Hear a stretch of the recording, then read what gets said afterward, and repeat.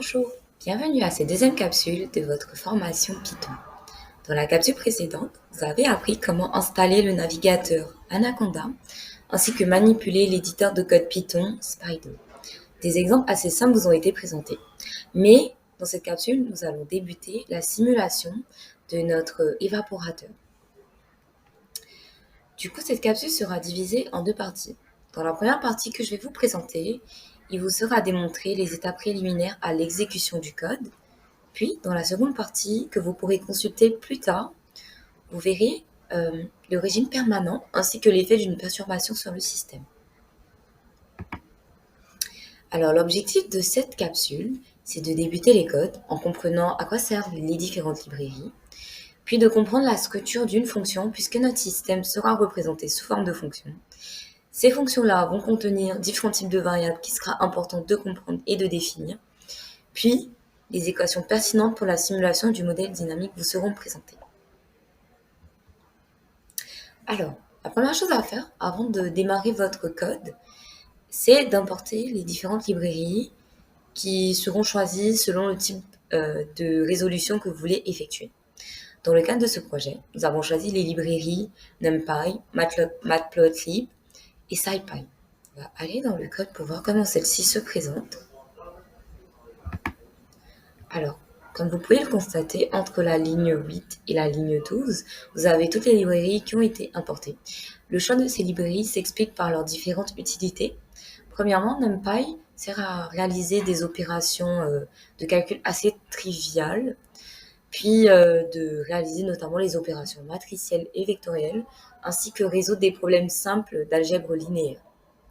La librairie Matplotlib sert notamment à la visualisation de données via la création de courbes et de chartes.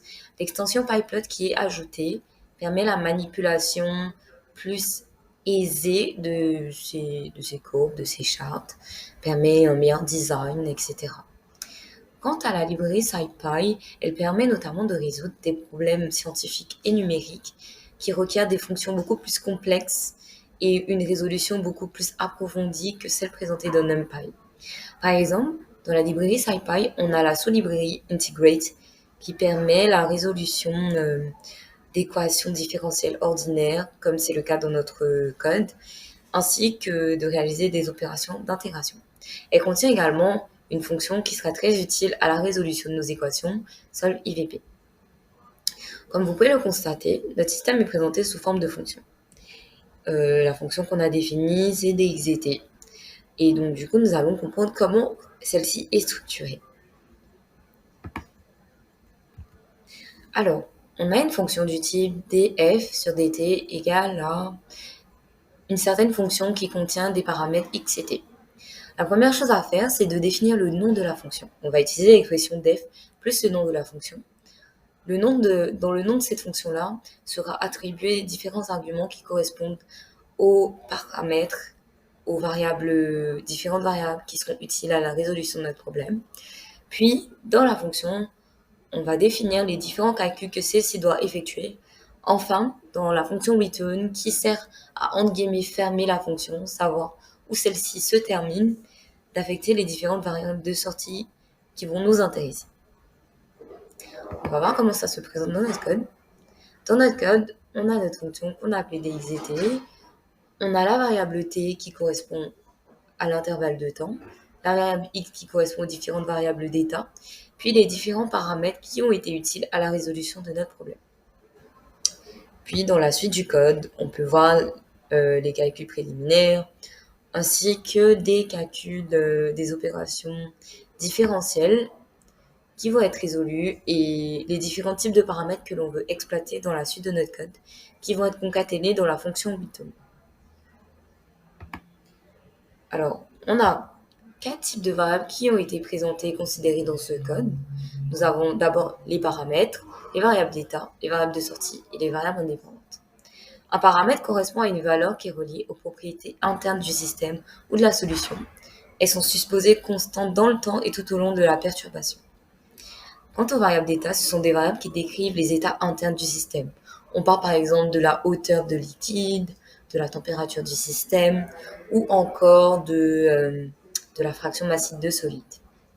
Quant aux variables de sortie, Ce sont des variables dépendantes que l'on veut contrôler ou surveiller parce qu'elles représentent un impact dans notre système important.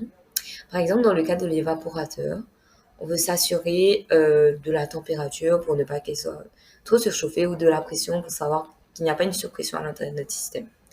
Enfin, les variables indépendantes, ce sont des variables que l'on a décidé de fixer, qui ne dépendent en aucun cas de l'état du système, et ce sont les variables sur lesquelles on applique généralement les perturbations. C'est par exemple le cas du débit d'entrée de liquide. Enfin, la dernière chose à étudier, ce sont les équations qui ont été pertinentes à la résolution de notre modèle dynamique. Celles-ci ont été obtenues de différents types de façons. Premièrement, on a soit utilisé un bilan de matière, comme c'est le cas pour la hauteur ou la fraction de solide, ou un bilan d'énergie, comme c'est le cas pour la température. Ces équations ont été définies préalablement avant de faire le code. On peut par exemple observer ces équations-là, les équations de la hauteur, de la température, de la pression. Puis, dans notre code, celles-ci ont été définies selon les différentes modalités d'écriture sur le code. Et du coup, maintenant, vous êtes capable de faire les étapes préliminaires à ce code-là. Du coup, dans cette capsule, nous avons appris à quoi servent les différentes librairies qui ont été utiles à la résolution de notre problème. Puis, nous avons compris comment structurer une fonction. Enfin, quels sont les différents types de variables qui leur sont implémentées. Enfin, nous avons défini les équations qui vont être utiles pour les différentes opérations qui seront réalisées, notamment la simulation du régime permanent, de la perturbation, les fonctions linéarisées, les fonctions de transfert. Je vous invite donc à consulter la prochaine capsule pour en apprendre plus sur le régime permanent et sur l'effet d'une perturbation sur notre écosystème.